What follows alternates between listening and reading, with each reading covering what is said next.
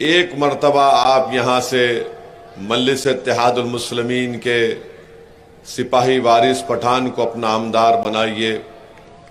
मैं आपसे सिर्फ 5 साल का मुतालबा करता हूँ, और अगर 5 साल में वारिस पठान आपकी और हमारी उम्मीदों पर नहीं उतरेंगे तो मैं आपसे वादा कर रहा हूँ कि मैं यहाँ पर दोबारा भिवंडी वेस्ट को नहीं आऊँगा। मगर आपसे दरख्वास्त मेरे एक ही है कि वारिस पठान को आप मौका दीजिए।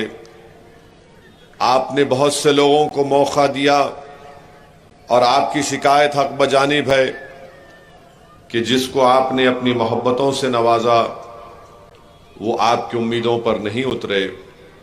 मगर मैं इस बात की गारंटी लेता हूँ कि अगर वारिस पठान को अल्लाह सुब्हाना व तआला अपने करम और फजल से और नबी करीम सल्लल्लाहु अलैहि वसल्लम के सदक़े और तुफ़ैल से आपकी दुआओं से अल्लाह कामयाब करेगा, तो वारिस पठान से मेहनत करवाना, वारिस पठान को यहाँ पर आपकी खिदमत करते करते उनको दुबला करना, ये मेरी और हम मजलिस की जिम्मेदारी होगी इंशाअल्लाह। मेरे अजीज दोस्तों और बुजुर्गों, एक और बात मैं आपके सामने अर्ज करना चाह रहा हूं। आपने देखा कि महाराष्ट्र में एक शख्स ने नबी करीम सल्लल्लाहु अलैहि वसल्लम के शान में गुस्ताखी करने की कोशिश की। मैं ये बात इसलिए कह रहा हूं क्योंकि कोई शख्स, कोई इंसान अल्लाह के रसूल सल्लल्लाहु अलैहि वसल्लम की शान में गुस्ताखी नहीं कर सकता। जिसको अल्लाह ने रहमतुल आलमीन बनाकर भेजाया, ये इंसान की बस की बात नहीं है कि कोई आसमान की तरफ देखकर थूके तो थूक उसी के चेहरे पर गिरेगा, उस नापाक के। उसने ये अनाप शनाप बका। बहुत से नेता हैं यहाँ पर, कांग्रेस में भी नेता है, समाजवादी में भी है, मगर किसी ने सिवाय एक रस्मी अखबारी मीडिया को बयान देकर, किसी ने कानून के दायरे में रहकर उसका पुरजोर जवाब नहीं दिया। मजलिस इत्तेहादुल मुस्लिमीन की तरफ से इम्तियाज जलील साहब ने यह ऐलान किया कि अगर फुला तारीख तक इस नापाक शख्स को गिरफ्तार नहीं किया जाएगा तो मैं औरंगाबाद से एक गाड़ियों का काफिला लेकर निकलूंगा और थाना या मुंबई को मैं पहुंचूंगा। मजलिस के मुखालिफिन, कांग्रेस और बीजेपी और समाजवादी के कमजोर नाखिस लोग, जिनको हिंदी में क्या बोलते, नपुंसक क्या बोलते, हाँ,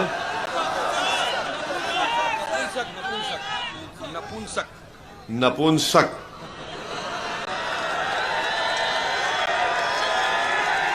इन लोगों में इतनी हिम्मत नहीं थी। और जब इम्तियाज जलील ने ऐलान किया तो सब ये समझ रहे थे कि नहीं नहीं, ये मीडिया पब्लिसिटी के लिए बोल रहे हैं। फिर बाद में इन कमजोरों ने कहा कि नहीं, पुलिस इनको रोक लेगी, औरंगाबाद में ये प्रेस कॉन्फ्रेंस करेगा। जब दिन आया एहतजाज का तो औरंगाबाद में महाराष्ट्र के मुख्तलिफ मुकामात से हजारों की तादाद में लोग अपनी अपनी गाड़ी लेकर निकले। हर कोई अपनी अपनी इस्तेताअत से निकला। और जब इम्तियाज जलील ने मुझे फ़ोन किया कि असद भाई, औरंगाबाद की पुलिस मेरे घर को आई है और मुझसे कह रही है कि आप इस जुलूस को औरंगाबाद से मत निकालिए। मैंने कहा इम्तियाज, तो उनकी बात को मान लो। बोले क्या बोल रहे आप? मैंने कहा बात को मान लो। औरंगाबाद शहर में अमित शाह है, आप बोलो कि मैं बंबई नहीं जाता हूं, मैं अमित शाह के पास पूरे लोगों को लेके आ जाता हूं गाड़ी लेके।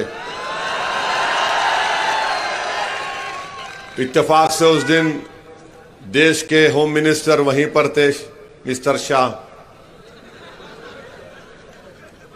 तो औरंगाबाद की पुलिस ने कहा कि ठीक है सर, आपको जो करना है आप कर लीजिए। इम्तियाज जलील ने जुलूस लेकर निकले और आपके इस मुकाम तक पहुंचे जो ये कमजोर लोग समझ रहे थे कि अगर एहतजाज होगा तो दंगा होगा, फलां होगा। मेरे भाई, महाराष्ट्र की तारीख में मजलिस इत्तेहादुल मुस्लिमीन ने एक तारीखी एहतजाज किया, पुरअमन रहा। आप तमाम की दुआएं और ताउन था। हमने दुनिया को बता दिया कि हम एहतजाज पुरअमन कर सकते हैं और हम एहतजाज अपनी ज़ात के लिए, अपनी नफ्स के लिए नहीं किए। हम एहतजाज इसलिए किए कि जिसके नाम का सदका हम खाते हैं, हम गुलाम हैं उस दर के, तो गुलामी का सबूत देने के लिए हमने एहतजाज किया था। और अगर दोबारा कोई महाराष्ट्र में इस तरह की हरकत करेगा तो आइंदा एहतजाज भिवंडी थाने में नहीं रुकेगा, आजाद मैदान पे जाके रुकेगा, मुंबई के इंशाअल्लाह ताला। अब आपको बताने का मकसद ये है कि एक इम्तियाज जलील, मजलिस का सदर महाराष्ट्र का, एक मुसलमान एमपी 20 साल के बाद महाराष्ट्र से मुंतखब हुआ 2019 में। तमाम पार्टी ने मिलकर, चाहे वो सेकुलर हो, कम्युनल हो या जो अपने आप को बोलते हैं, वो दो शिवसेना, दो राष्ट्रवादी, एक पुरानी कांग्रेस, ये सब मिलकर तय करे कि लोकसभा की 48 सीटें हैं महाराष्ट्र में, चाहे कोई जीते ना जीते मगर इम्तियाज ना जीते औरंगाबाद से। वो लोग अपनी साजिश में कामयाब हो गए। मेरे भाई, मैं आपसे हाथ जोड़ के अपील करने आया हूं, इम्तियाज तो इलेक्शन हारने के बाद भी आज भी लड़ रहा है, मगर मैं पार्लियामेंट में अकेला हो गया। मेरे भाई, अगर मेरे साथ इम्तियाज जलील और मेरे भाई अख्तरुल ईमान होते, नीतीश कुमार के पास कितने 12 या 13 एमपी हैं? 12 एमपी हैं। 12 एमपीओं के ऊपर मोदी बैसाखियों के वजीर आजम बन चुके। नहीं, हंसने के लिए नहीं कह रहा हूं। अगर मजलिस इत्तेहादुल मुस्लिमीन के 7-8 एमपी जीत जाते तो क्या आप ये उम्मीद कर सकते कि पार्लियामेंट में वक्फ को बर्खास्त करने का बिल लाया जाता? सोचो भिवंडी की आवाम, तकारीर तो बहुत होंगे, मगर आपको एक फिक्र देकर जाना चाहता हूं।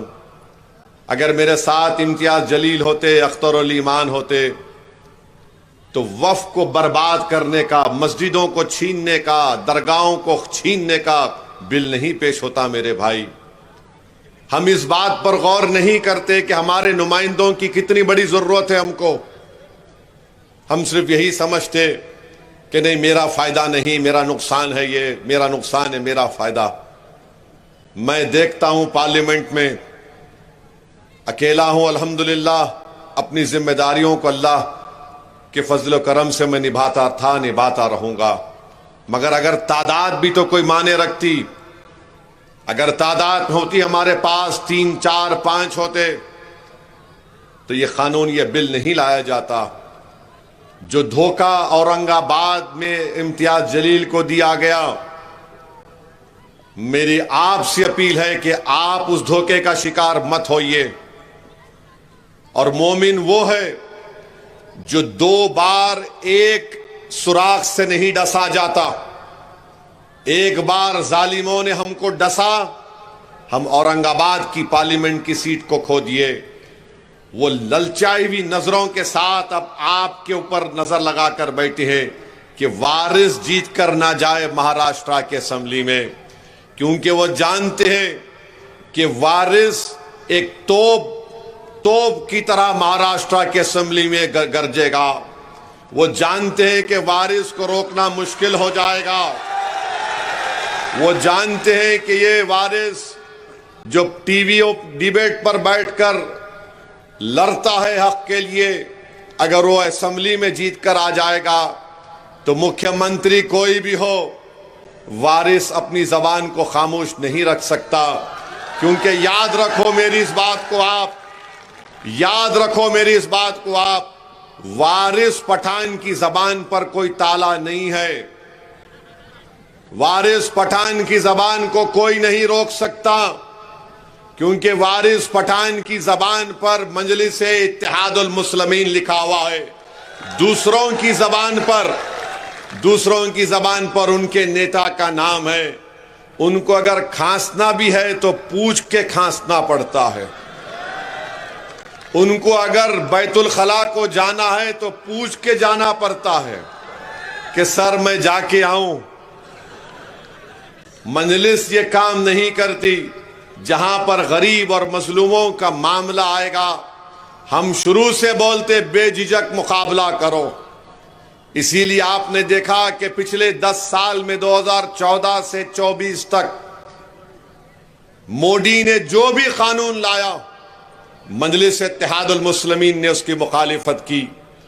ट्रिपल तलाक का कानून 3-3 मरतबा लाए, 3-3 मरतबा मजलिस ने उसकी मुखालिफत की।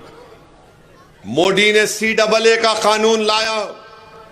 दुनिया ने देखा कि असदुद्दीन ओवैसी मोदी के 300 एमपियों के सामने कहा यह काला कानून है, मैं उसको नहीं मानता, उसको फाड़ कर फेंका हमने पार्लियामेंट में।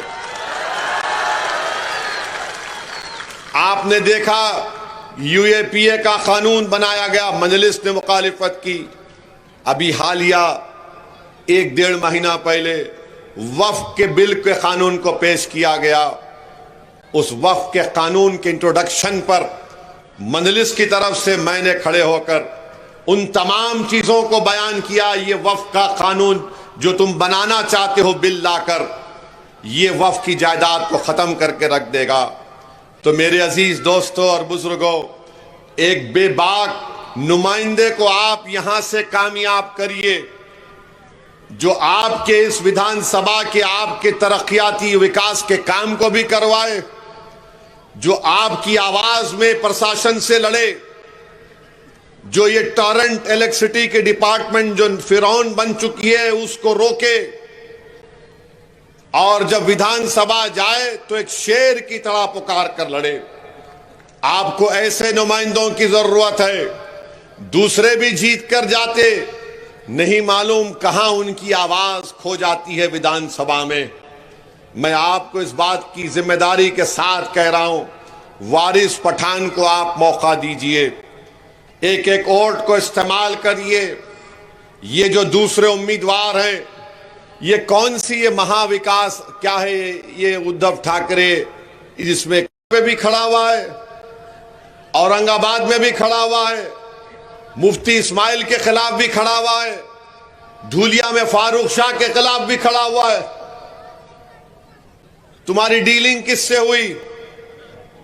तुम क्या करना चाहते हो बताओ हमको। और जो लोग समाजवादी पार्टी के बारे में नहीं जानते, सुनो नौजवानों, 2013 में अखिलेश यादव मुख्यमंत्री थे, चीफ मिनिस्टर थे, वजीर आला थे। मुजफ्फरनगर का फसाद हुआ, 50,000 अल्पसंख्यक समाज के मुसलमान बेघर हुए थे। 50,000, 100 के करीब मुस्लिम महिलाओं का रेप हुआ था। यह समाजवादी पार्टी है। आज आकर बड़ा अपने आप को दूध का धुलावा कहती है। अरे बेशर्मो, तुम्हारी तारीफ को मैं जानता हूं, मैं जानता हूं। कैसे जानता हूं बताता हूं मैं आपको। जब मुजफ्फरनगर का फसाद हुआ, वहां पर एक शाहनवाज नामी लड़का आज भी है, जिसको मरहूम ज़फ़रयाब जिलानी साहब ने कहा कि इनके साथ जाइए। मैं उन कैंपों में जो लोग रह रहे थे, 6-6 महीने लोग, 50,000 लोग 6 महीने तक थे, मैं उन कैंपों में जाकर उनकी इमदाद किया। 2-3-4 दिन था मैं वहां पर। मैंने अपने कानों से उन मुस्लिम खवातीन की दास्तान को सुना जिनको रेप किया गया था। आज आकर आप सेकुलरिज्म की बात करते हैं, उसमें से आज भी 8-10 खवातीन जिन्होंने उनकी अस्मत रेजी की, उनके खिलाफ मुकदमा लड़ रहे हैं। तो आज आप ये क्यों लड़ रहे हैं? क्योंकि यहां से आपकी आवाज कामयाब ना हो जाए। याद रखो मेरे अजीज दोस्तों और बुजुर्गों, नारों से, जज्बाती तकारीर से हम अपने नुमाइंदों को कामयाब नहीं कर सकते। यकीनन ये बहुत बड़ी चीज है कि जज्बा रहे, मगर जज्बा इतना रहे कि जब 20 नवंबर आ जाए हम अपना एक एक वोट पतंग के निशान पर बटन दबाकर वारिस पठान को जब कामयाब करेंगे। ये कामयाबी है, ये तमाम दूसरे समाजवादी हो, कांग्रेस हो, उद्धव ठाकरे हो, मोदी हो, फडणवीस हो, शिंदे हो, ये क्या चाहते हैं कि हम इनके सामने झुक कर रहें, हम इनके सामने अपने सर को झुका लें, इनको अपना सियासी आका मान लें। मैं आपसे कह रहा हूं, भारत की जमहूरियत में वही लोग झुक जाते हैं, वही लोग कमजोर पड़ जाते हैं जिनके पास अपने वोटों से अपने नुमाइंदों को कामयाब करने की ताकत खो देते हैं। और ताकतवर कौन है? ताकतवर वो है जो वारिस कह रहा है कि मैं जीत कर जाऊंगा और तुम्हारे लिए लड़ूंगा। कमजोर वो है जो हराने के लिए लड़ता है। ये फर्क है कमजोर और ताकतवर में। और आप यकीन कर लीजिए कि मेरे आज के इस भाषण के बाद ये इबलीस के एजेंट आ जाएंगे यहां पर, अबू जहल के चाहने वाले आ जाएंगे, यजीद के चेले आ जाएंगे, मगर मुझे पूरा यकीन है ये गुलामाने मुस्तफा की सरजमीन है। यहां पर यजीद का परचम नहीं, हुसैन का परचम लहराएगा इंशाअल्लाह ताला।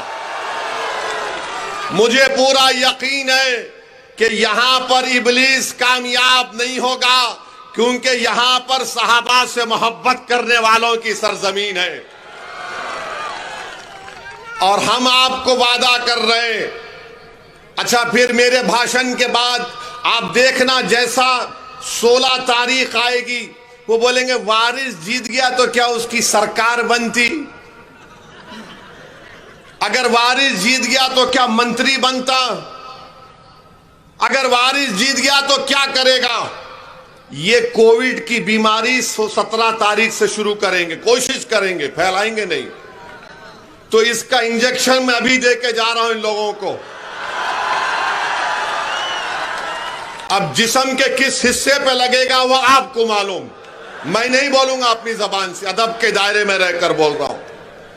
अगर आप अब इत्तेहाद को मजबूत करेंगे, अगर आप इत्तेहाद को मजबूत करेंगे, अगर आप वारिस पठान की उम्मीदवारी पर अटूट मुत्तफिक हो जाएंगे, यही सबसे बड़ा इंजेक्शन इन लोगों के लिए होगा। ये बोलेंगे ओवैसी जहां इलेक्शन लड़ता वहां पे उम्मीदवार बीजेपी का जीत जाता, अख्तरुल ईमान लड़े किशनगंज की पार्लियामेंट की सीट से, बीजेपी नहीं जीती वहां पे, मगर ये बोलते हैं। तो मेरे को आज 2 दिन पहले औरंगाबाद में हमारे टीवी के एक मशहूर चैनल की मोहतरम एंकर साहब आई थी। उन्होंने कहा कि आप जहां लड़ते वोट काटते। मिला बिल्कुल सही बोले आप। बोले वो क्या मतलब? मैंने कहा बिल्कुल सही है। मैं अमेरिका में इलेक्शन लड़ा, कमला हैरिस हार गई, ट्रंप जीत गया। अरे आप बताइए, मैं नहीं जाता हूं हरियाणा, आप हार गए। मैं नहीं गया हरियाणा, मैं गया हरियाणा, बोलो आप नहीं गया। तो एक कांग्रेस के नेता बोले नहीं ओवैसी तुम्हारे भाषण से हंसा हो जाता। मैं बोला नहीं, मेरे भाषण से नहीं होता, अल्लाह ने मुझे मौकिल दिए, मेरे मौकिलों को भिजा, जाके तुम्हारे को हरा के आओ। क्या बात है ये? कोई बात है ये? यानी हम लड़ना नहीं, इनके गुलामी करना, इनके सामने सर झुका के रहना। याद रखो, हम सर झुकाएंगे तो रब्बे कायनात के आगे और किसी के सामने नहीं। हम अपना दिल झुकाएंगे तो आकाए दो आलम सल्लल्लाहु अलैहि वसल्लम के आस्थाने के सामने ना दिल झुकेगा ना सर झुकेगा, बल्कि सर और दिल को हम एक राह सामने रखकर तुमसे कहेंगे कि भिवंडी से वारिस पठान को जीतना है और जिताकर उसको भिजाएंगे असेंबली में, ताकि वो इन गरीब और मजलूम आवाम की आवाज बन सके। मेरे अजीज दोस्तों और बुजुर्गों, ये आकर बोलेंगे वोट कट रहा, वोट कट रहा। अरे कितने वोट काट रहे तुम लोग बताओ, कहां कहां जीत गए बताओ। एक इम्तियाज जलील को सब इत्तेहादुल मुस्लिमीन का साथ दीजिए। और ये मोदी बोलते हैं एक है तो सेफ है। आने 10 साल से सेफ नहीं है मोदी हम लोग। भाइयों बहनों, एक है तो सेफ है। मैंने कहा अनेक है तो अखंड है। भारत अनेक तहजीबों पर बना हुआ। अब इसका जवाब नहीं है उनके पास। संविधान है तो सबका सम्मान है। अंबेडकर की सोच जिंदा है तो गोडसे मुर्दा है। नहीं, मोदी भरोस एक है तो सेफ है। कामकाज कुछ है ही नहीं, खाली दिन भर डायलॉग लिखते रहते हैं नो। मैं तो कहूंगा कि बंबई की फिल्म इंडस्ट्री को नरेंद्र मोदी को हायर कर लो, अच्छे डायलॉग लिखते हो, उतना ही है उनका काम। मगर मकसद क्या है मोदी के बोलने का? एक किसको करना चाह रहे मोदी? तुम एक नहीं होगे। मोदी किसको एक करना चाह रहे सोचो। किसको मोदी एक करना चाह रहे? क्या मोदी देश को एक करना चाह रहे? नहीं। अगर देश को एक करना चाह रहे तो नहीं कहते थे पार्लियामेंट के इलेक्शन में राजस्थान में कि हमारे हिंदू बहनों के गलों से मंगलसूत्र निकालकर मुस्लिम खवातीन को दिया जाएगा। अगर देश को एक करना चाहते थे मोदी तो ये नहीं बोलते थे कि सिर्फ मुस्लिम खवातीन बच्चे पैदा कर रही हैं। अब जब बच्चे पैदा करने की बात आ गई तो बताओ मोदी जी, आपकी अब्बा ने कितने बच्चों को पैदा किया था? अमित शाह के अब्बा ने कितनी औलाद को पैदा किया बताओ? अब कोई संगी उठ के बोलेगा ओवैसी तुम्हारे कितने बच्चे? मेरे 6। तू नहीं किया तो मैं क्या करूं? मेरी क्या गलती उसमें? बोल। अब तो आप सुनो, ये बोलते ना हमारे मोदी बोले हमारी औरतें बच्चे पैदा कर रही ज्यादा, ये झूठ है। टोटल फर्टिलिटी रेट मुस्लिम खवातीन का बहुत गिरा है, सबसे ज्यादा गिरा है। ये बोलते नहीं है संगी लोग। मगर अब क्या हो रहा है कि आंध्र प्रदेश के चीफ मिनिस्टर नायडू हैं, तमिलनाडु के स्टालिन है, वो बोल रहे कि जुनूबी हिंदुस्तान में आबादी गिरी, तुम पैदा करो, पैदा करो, पैदा करो, पैदा करो। अब कोई गलत मैसेज मैं नहीं दे रहा हूं। नायडू बोल रहे पैदा करो, स्टालिन बोल रहे पैदा करो, अब मुसलमान बोल रहा है ये क्या किस्सा क्या है भाई? मोदी बोल रहे हम पैदा ज्यादा कर रहे, ये लोग ज्यादा और पैदा करो बोल रहे। आप बताइए कितना झूठ है। तो एक किसको करना चाह रहे मोदी? देश को एक नहीं करना चाह रहे मोदी, वो अपने वोट बैंक को एक करना चाह रहे हैं। मेरे अजीज दोस्तों और बुजुर्गों, देश एक था, है और रहेगा। मगर देश एक कैसा है? मुसलमान है, हिंदू है, उसमें ओबीसी है, दंगर है, माली है, दलित है, सिख है, ईसाई है, जुनूबी हिंदुस्तान, मशरिकी हिंदुस्तान, ये सब अलग अलग तहजीब कल्चर का हिस्सा है। ये मिलकर एक होता। मगर मोदी क्या बोल रहे? सब कुछ छोड़ दो, खाली आरएसएस की आइडियोलॉजी को अपना लो, एक हो जाओ।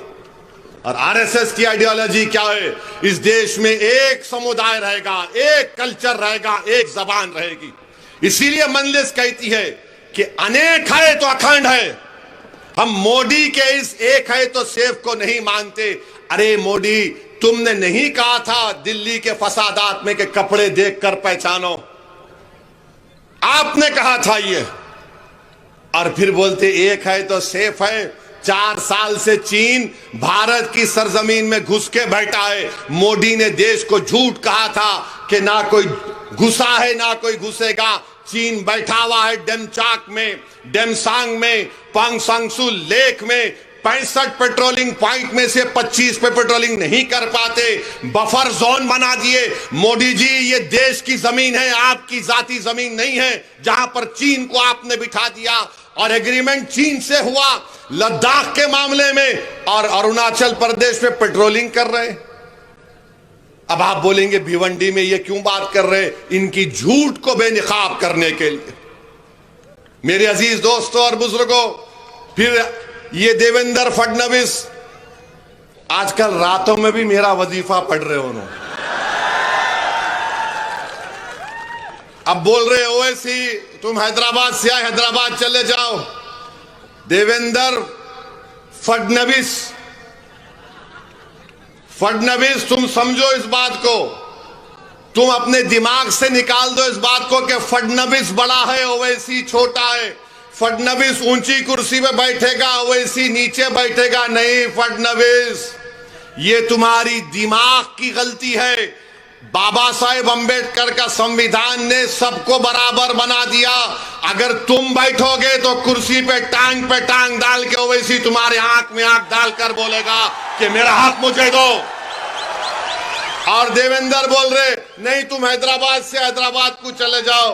अरे देवेंद्र फडणवीस सुनो, हमारे अब्बा आदम अलैहिस्सलाम, हमारे अब्बा जब दुनिया में आए तो अल्लाह ने उनको कहा है भारत में आए। अब्बा पहला कदम भारत में रखे। ये जमीन मेरे बाप की है, कोई नहीं भिजा सकता कहीं भी मुझे। इन्हें बोल रहे हैदराबाद चले जाओ। राहत इंदौरी ने अच्छा कहा था देवेंद्र फडणवीस के बारे में। शायद अब के जो फैसला होगा, सुनो फडणवीस, अब के जो फैसला होगा वो यहीं पर होगा। अब के जो फैसला होगा वो यहीं पर होगा। हमसे अब दूसरी हिजरत नहीं होने वाली। जो पाकिस्तान जाना था चले गए। जो वफादार थे तुम्हारे मोदी के और उद्धव ठाकरे के सामने सीना तान कर खड़े होकर बोल रहे हमारा हक हमको मिलना, अब हम मस्जिद को जाने नहीं देंगे, वफ को छीनने नहीं देंगे। अब इन्हें बोल रहे जाओ, नहीं जाते। क्या करते तुम? गोली मारते मारो गोली, जेल में डालते डालो जेल में। मगर तुम्हारे इन बातों से अब कोई डरने वाला नहीं है। देवेंद्र क्या बोल रहे? धर्म युद्ध। भिवंडी वेस्ट की सीट धर्म युद्ध और जिहाद। अरे इलेक्शन हो रहा है या जंग हो रही? और किसके खिलाफ धर्म युद्ध कर रहे फडणवीस? बोलो तुम जरा। अच्छा मोदी जी ये तो बोल दो सबका साथ, सबका विकास, सबका विश्वास। कहां गया? उड़ गया, टाइम हो गया। देवेंद्र धर्म युद्ध है और जिहाद कर रहे। और जिहाद के माने क्या है बताओ? अरे जिहाद तुम जानते नहीं। जिहाद अगर किसी ने किया ना फडणवीस, अल्लामा फजल हक खैराबादी ने अंग्रेजों के खिलाफ किया था जिहाद का फतवा देकर। जिहाद अगर किसी ने किया था इस देश को आजाद कराने के लिए तो मुरादाबाद के अल्लामा काफी ने दिया था कि इस तरी को गरम करके अल्लामा काफी के सीने पर लगाते थे अंग्रेज। फांसी के फंदे पर अल्लामा काफी को लेके जा रहे और ये अल्लामा काफी मुस्कुरा रहे थे और जबान पर क्या पढ़ रहे थे? नाते रसूल सल्लल्लाहु अलैहि वसल्लम पढ़ रहे थे। और आप बोल रहे जिहाद, वोट जिहाद, धर्म युद्ध। लगता है फडणवीस तुम जरा थोड़ा दिमाग जो आप नौत बोलो, मैं बोलता हूं ना, वरना बोलेंगे वोट जिहाद भिवंडी वेस्ट में हो रहा है।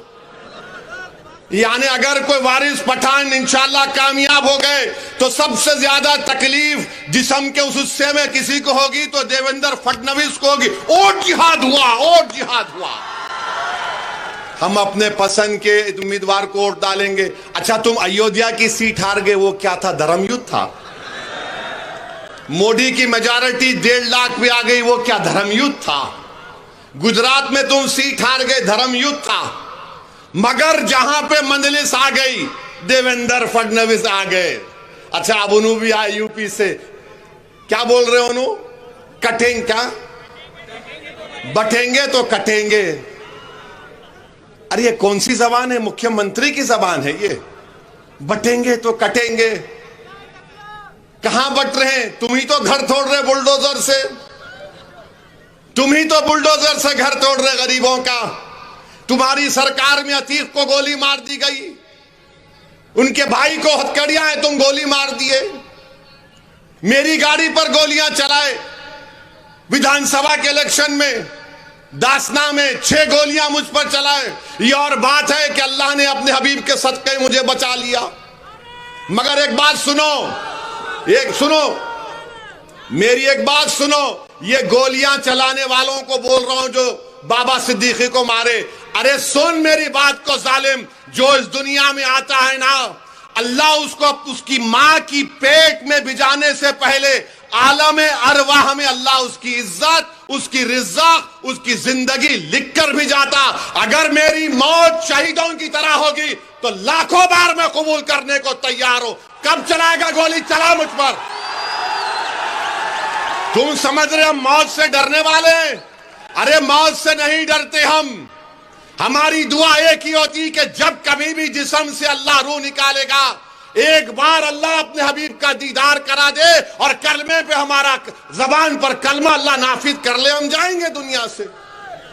हम जाएंगे, सबको जाना है। बल्कि मैं तो दुआ करूंगा कि अल्लाह, आप सब आमीन बोलना, या अल्लाह नरेंद्र मोदी को, अमित शाह को, देवेंद्र फडणवीस को अल्लाह 130 साल की उम्र दे। हो गया ना, हो गया। अब तुम जियो, हम तो मौजा ही मौजा करते हुए जाएंगे। और जब खबर में जाएंगे तो अल्हम्दुलिल्लाह वो चेहरा मुबारक दिखा जाएगा। हम तुम्हें तो हमारा क्या तुम कंपेयर कर रहे? बटेंगे तो कटेंगे। अरे किसको डरा रे? ये डरने वाले नहीं हैं, ये डरने वाले नहीं है। हाँ, 1 दिन 2 दिन 3 दिन 10 साल से तुम डरा रहे हो, मगर डरने का नाम नहीं ले रहे हैं। 1 साल से इजराइल मार रहा है 40,000 लोगों को, तब भी उनके हौसलों को नहीं तोड़ सका। दुनिया परेशान है। क्या है ये वो है आका के गुलामों के गुलाम है हम लोग। ये तुम्हारे डराने से डरने वाले नहीं है। तुम किसी और को डराओ, बटेंगे कटेंगे। एक है तो सेफ है, वो वहां चले जाओ, यहां चले जाओ। वो दिन चले गए, अब कोई डरने वाला नहीं है। अब ये मुल्क हमारा था, है और रहेगा इंशाअल्लाह ताला। मेरे अजीज दोस्तों और बुजुर्गों, नारा लगाएंगे आखिरी में, ठहरो जरा तुम। 20 तारीख को भी वोट लगा के, बटन दबा के वारिस पठान को बोलना नारे तकबीर, ये काम करना प्यारे। मगर 20 तारीख तक एहतियात करो। अगर कोई दिखा इबलीस का एजेंट, आयतल कुर्सी पढ़ के भाग। उसके बाद भी नहीं सुना तो अज़ान देना शुरू कर दो, अल्लाहु अकबर अल्लाहु अकबर। अज़ान की आवाज सुन के भागता हूं ने। हाँ ने वो अब ज्यादा चीजें नहीं बोलना चाह रहा हूं, इलेक्शन का कानून है। मगर आपसे दरमंदाना अपील है मेरे भाई, ये वक्फ का कानून अगर बिल कानून बन गया, मेरी बात ज़हन नशीन कर लो, भिवंडी की मस्जिदें छीन ली जाएंगी, भिवंडी के मदरसे बंद कर दिए जाएंगे। मोदी ऐसा कानून बनाना चाहते हैं कि भारत के पूरे मस्जिदों को बर्बाद करना चाहते हैं, कलेक्टर को पावर देकर। मैं तुमको कह रहा हूं, हम एक मस्जिद खो चुके हैं। उठो अवाम, उठो मेरे भाई बहनों। तुम अगर उस वक्त नहीं अपने उठोगे तो कब उठोगे? क्या तुम उस वक्त उठोगे जब तुम्हारी मस्जिद के सामने लाकर पोस्टर लगा दिया जाएगा ये वक्फ की जायदाद नहीं है?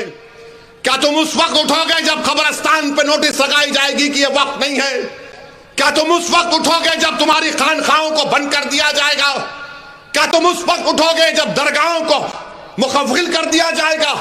उठो, ये वक्त उठने का है। ये लड़ाई तुमको और हमको लड़ना है। कोई आकर वक्फ को बचाने की लड़ाई नहीं लड़ेगा। अगर हम इस चुनाव में जहां पर मंजलिस के उम्मीदवार है वहां कामयाब करेंगे तो यकीन जानो इंशाअल्लाह ताला हम वक्फ की जायदादों को बचा पाएंगे, वरना नुकसान हमारा होगा। और वक्फ क्या है मालूम तुमको? वक्फ क्या है मालूम तुमको? वक्फ की जायदाद का मालिक ओवैसी नहीं, उसका मालिक अल्लाह है। अल्लाह है। तो मोदी बोल रहे अल्लाह मालिक नहीं, मैं मालिक बन जाऊंगा, कलेक्टर मेरा नायब रहेगा। तो 20 तारीख के दिन मेरी आपसे गुजारिश है, अपना एक एक वोट, अपनी आवाज अपने नुमाइंदे को दीजिए। देंगे ना मेरे भाई? जरा सेलफोन की लाइट ऑन करके बोलो, पूरे लाइट ऑन करो सेलफोन के, ताकि इब्लीस को मालूम हो जाए, फडनवीस को मालूम हो जाए कि भिवंडी वेस्ट में क्या चलेगा। पतंग चलेगी, पतंग चलेगी। मंजलिस को वोट देंगे ना मेरे भाई? 20 तारीख के दिन आप एक एक वोट मंजलिस को देकर कामयाब करिए। अल्लाह आपको सलामत रखे। अब मेरे साथ नारा लगाइए, नारे तकबीर। पतंग को, पतंग को। भिवंडी की आवाम जिंदाबाद, भिवंडी की आवाम जिंदाबाद। सलाम अलैकुम।